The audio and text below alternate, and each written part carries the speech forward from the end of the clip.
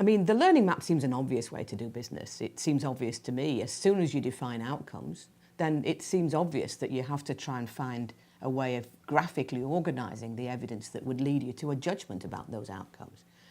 And what's different, though, is this is not the way assessment judgments have been traditionally been made in North America. They've often been made numerically. You give children things to do and you give them a mark.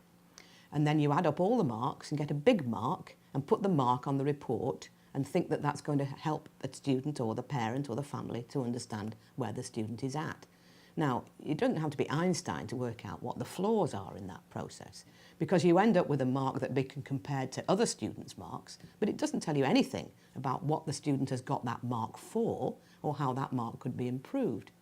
But that marking process, that numeric cumulative marking process, is so ingrained in the way teachers do business, and students expect the business to be done, and parents expect the information to be offered to them, that we've got some serious cultural habits to unpick here before we can actually replace it with anything else.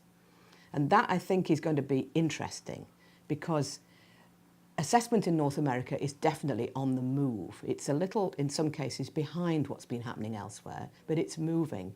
And because of the reporting function, there is a very close connection between what teachers do on this basis and what parents expect. And I think some of the bumps in the road are going to be about a change in the way learning is described and a change in the way in which we operate assessment and report to parents. And as we know, many parents are uncomfortable with change, many teachers too. So the change process is an interesting place to be.